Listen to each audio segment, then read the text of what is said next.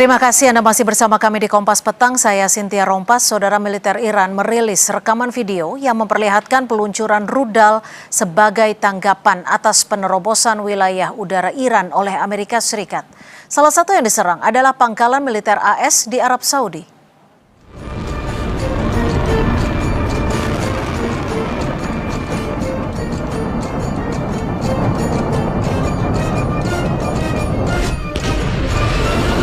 Operasi itu disebut menjadi serangan langsung pertama Teheran ke wilayah Arab Saudi dalam hampir 4 bulan terakhir. Iran menargetkan pangkalan militer AS dengan rudal balistik. Pemerintah Arab Saudi belum memberikan konfirmasi maupun bantahan atas laporan yang beredar tersebut. Meski demikian, saudara, otoritas pertahanan sipil Arab Saudi sempat mengeluarkan peringatan dini bagi warga di kota Al-Qarj dan Yanbu.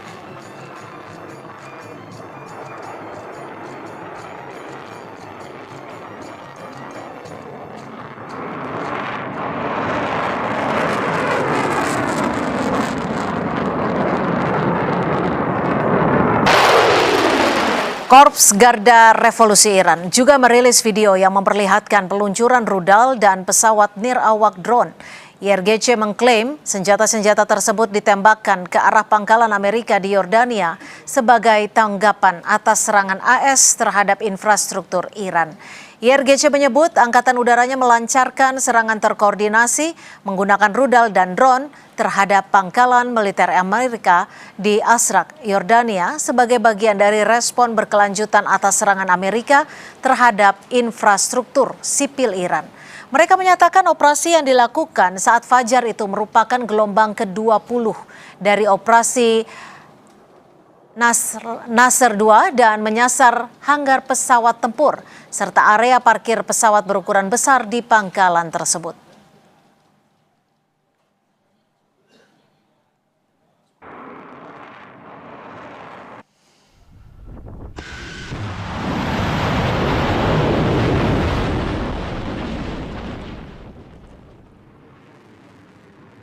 Pemimpin tertinggi Iran Mojtaba Khamenei mengancam akan memberikan pelajaran tak terlupakan kepada Amerika Serikat yang dituduhnya berulang kali melanggar nota kesepahaman yang telah ditandatangani presiden kedua negara.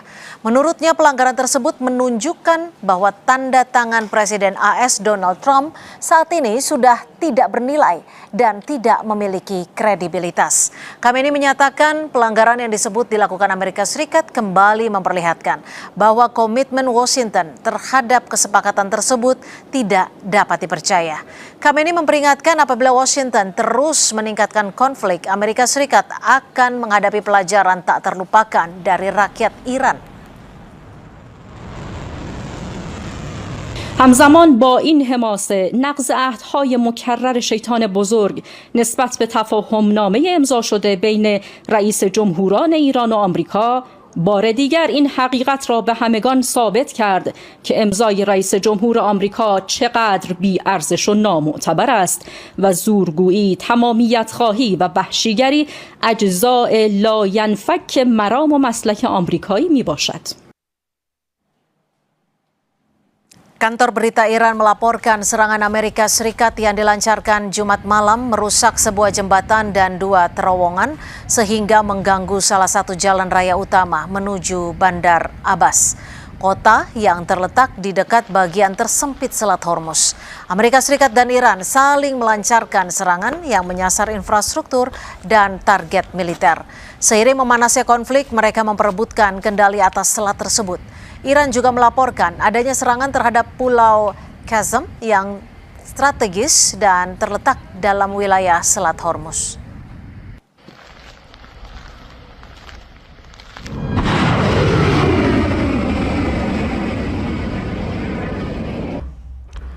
Komando Pusat Amerika Serikat mengumumkan bahwa operasi militer yang berlangsung selama 7 hari berturut-turut terhadap Iran resmi berakhir pada Jumat malam waktu setempat.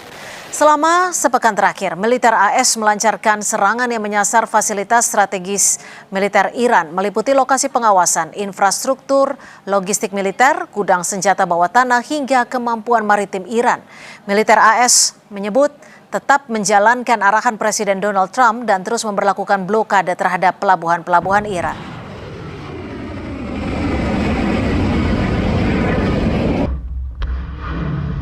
Setelah membombardir sekutu Amerika Serikat sebagai balasan atas serangan fasilitas sipil dan militer Iran, pemimpin tertinggi Iran Mojtaba Khamenei mengeluarkan peringatan keras kepada Amerika Serikat. Lalu seberapa besar kekuatan Iran saat ini? Apakah Iran mampu melumpuhkan Amerika Serikat dan sekutunya? Kita bahas bersama peneliti senior Indo-Pacific Strategic Intelligence, Aisyah Kusuma Sumantri, dan pengamat militer serta pertahanan UI, Stanislaus Rianta. Mbak Aisyah, Bang Stani, selamat sore. Terima kasih sudah menyediakan waktunya di Kompas Petang. Selamat sore, Nak.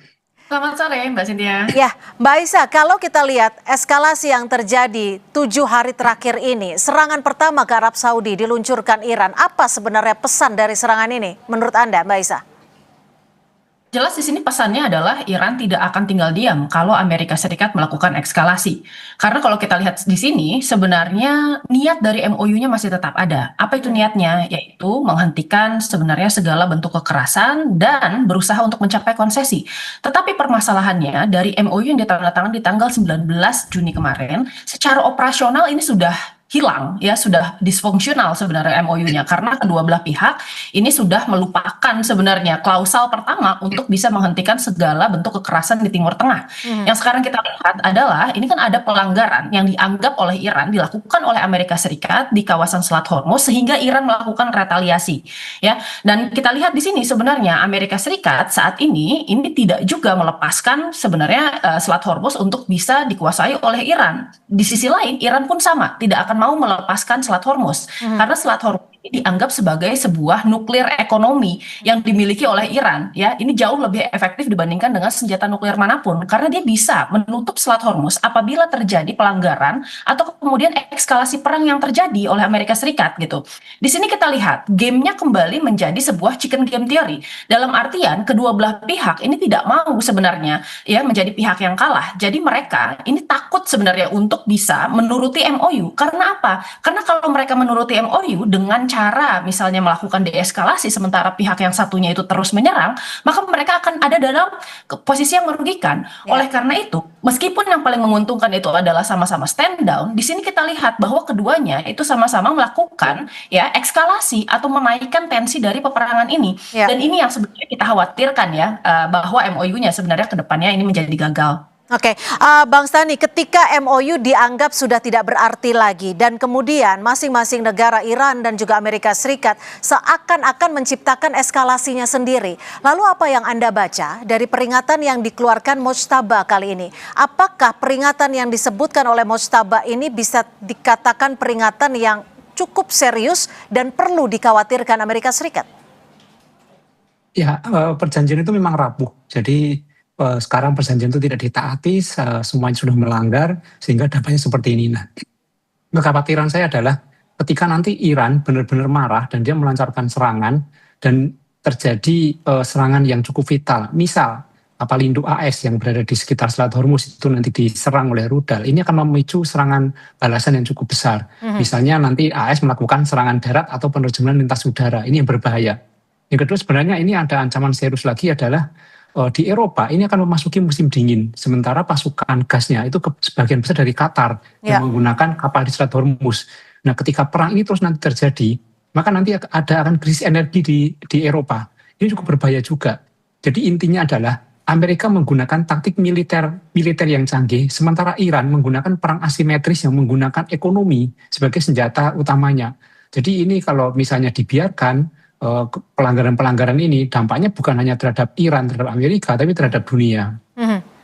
Artinya perang ekonomi ini bisa dikatakan dampaknya akan lebih masif. Lalu Mbak Aisyah, ketika Arab Saudi, Yordania, Kuwait dan juga Bahrain, mana lagi setidaknya sekutu AS yang bisa dijadikan target? Kalau tadi Bang Stani menyebutkan bisa saja loh kapal induk Amerika Serikat ini diserang ketika Iran marah.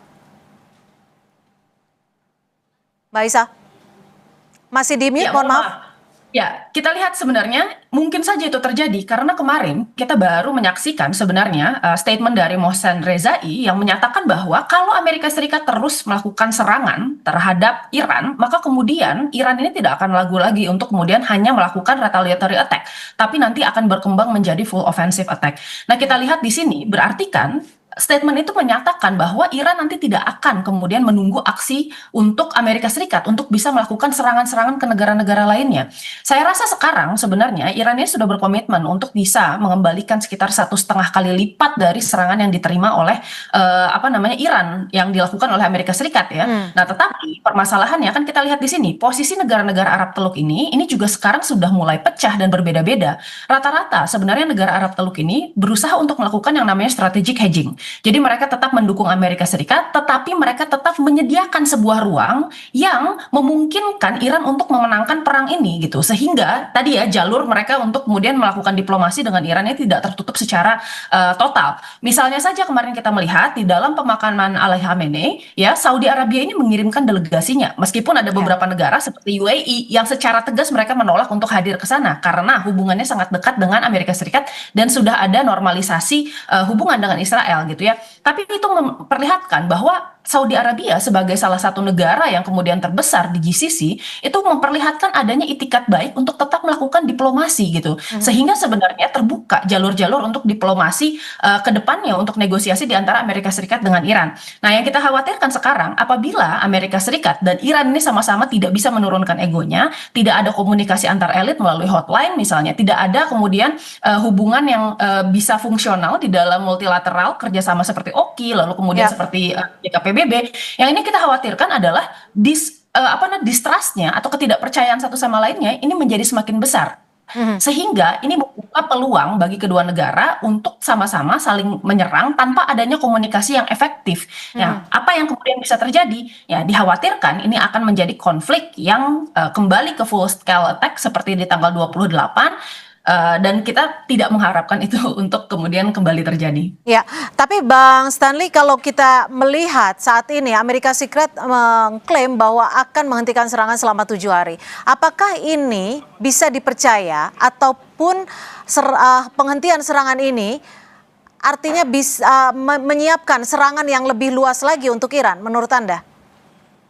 Ya, yang sudah ditandatangani saja kan tidak bisa dipercaya ya. Tanda tangan Trump yang sudah ada saja tidak dipercaya, kemudian tanda tangan Iran juga tidak dipercaya. Jadi apapun pernyataannya saya kira saat ini situasinya belum ada kepastian. Jadi situasi di Timur Tengah itu ketidakpastiannya tinggi. Nah tapi Amerika akan melancarkan serangan yang besar lagi, itu bisa saja terjadi ketika objek-objek vital mereka diserang. Jadi Trump punya kebutuhan juga. Trump punya kebutuhan ingin menunjukkan kepada masyarakatnya bahwa doktrin militer mereka masih kuat. Karena akan ada pemilu selah. Kalau Amerika dianggap lemah, Amerika menunjukkan kelemahannya, ini berbahaya bagi Trump. Saya kira Trump akan terus melakukan serangan yang jauh melebihi Iran dan ingin serangan yang untuk semakin melemahkan Iran supaya dia juga tidak kehilangan muka dengan pendukungnya. Jadi tidak ada kepentingan tunggal di sini, jadi banyak kepentingan yang terjadi sehingga situasinya sulit dibaca dan ketidakpastiannya tinggi. Jadi saya kira pancingan-pancingan Iran itu bisa membuat Amerika melakukan serangan yang lebih besar lagi.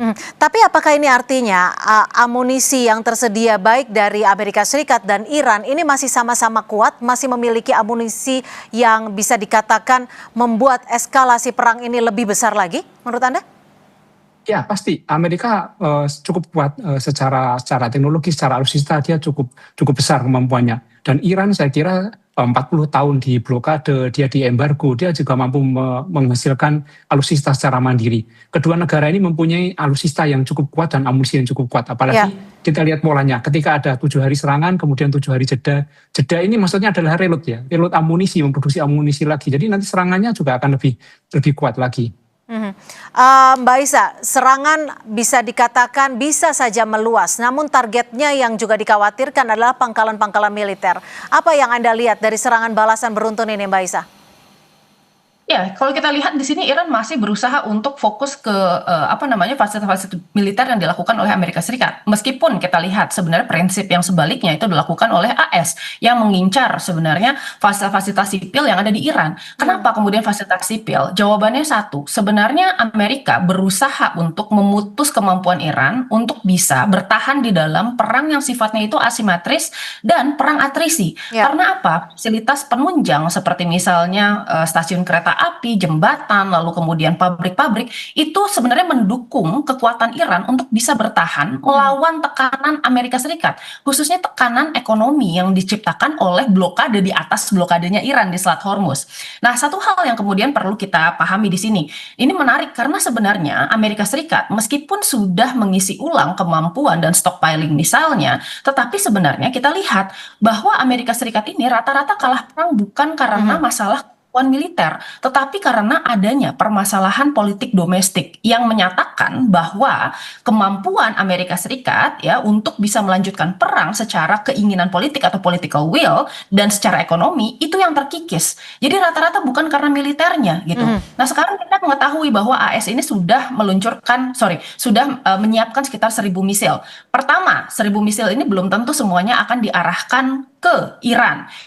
Karena AS tetap membutuhkan itu di front di Asia Pasifik ya, dan kemudian di Ukraina. Lalu yang kedua, kita bisa melihat bahwa sekarang War Power Resolution ini sudah ditandatangani sebenarnya melalui Kongres di AS gitu ya, dan Donald Trump ini memiliki waktu sekitar 60 hari untuk bisa menghentikan perang ini. Nah, kita nggak tahu apakah di akhir sebenarnya Donald Trump ini bisa mendapatkan konsesi yang diinginkan oleh Amerika Serikat dengan waktu yang sangat terbatas. Sementara kita sudah berada di dalam mark 1 bulan setelah perjanjiannya ini ditandatangani, gitu ya. Di sisi lain sebenarnya masih ada Israel juga yang masih mendesak, serta politisi-politisi hawkish Amerika Serikat. Nah, saya kira sebenarnya ini juga berpengaruh dengan apa yang terjadi di Iran, bahwa sekarang kita lihat pernyataan terkait bagaimana full offensive operation itu dilakukan dan diberikan oleh Mohsen Rezai yang merupakan penasihat dekat dari Mojtaba Khamenei. Menariknya memang ada perbedaan pendapat di antara Mojtaba dan kemudian front yang sifatnya itu adalah progresif, diantaranya adalah Ghalibaf dan kemudian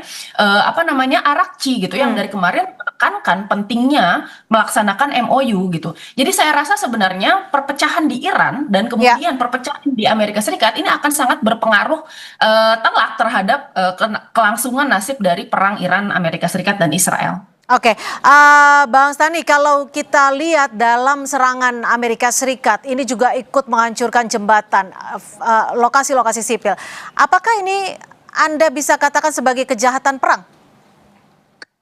Ya, situasinya sudah seperti ini. Kalau misalnya dunia akan menilai itu kejahatan perang, ya itu termasuk kejahatan perang. Tetapi kan AS pasti akan berdalih, dia punya dalih, punya alasan ya. Tapi kalau kita lihat sebenarnya menghancurkan jembatan, menghancurkan masyarakat sipil itu, instalasi itu menurut saya itu masih kecil.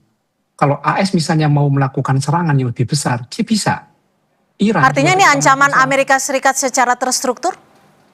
Iya, kalau misalnya Iran pun juga seperti itu. Ketika dia melakukan serangan lebih besar, dia juga bisa gitu loh.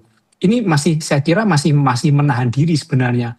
Nah, yang kita khawatirkan adalah ketika kedua belah pihak tidak bisa menahan diri. Apa yang mengakibatkan mereka tidak menahan diri, misalnya ada provokasi-provokasi ya. Kita lihat ketika perjanjian dulu dilakukan, ditandatangani, beberapa hari kemudian ada provokasi-provokasi di Selat Hormuz sehingga terjadi serangan balasan, entah itu dari pasukan sayap kanan atau pasukan pecahannya dari Iran atau dari mana, itu terjadi saja. Israel juga memprovokasi gitu. Jadi sebenarnya ini tidak ada aktornya, tidak hanya Amerika dan Iran saja, tapi ada aktor-aktor lain yang harusnya itu juga dikumpulkan ketika akan melakukan penandatanganan perjanjian. Gitu. Jadi ketika tanda tangan hanya Iran dan Amerika itu nggak bisa. Baik, terima kasih atas perspektif Anda, pengamat militer dan pertahanan Universitas Indonesia, Stanislaus Rianta, dan juga terima kasih Mbak Aisyah Kusuma Sumantri dari Senior Indo-Pacific Strategic Intelligence sudah berbagi perspektif di Kompas.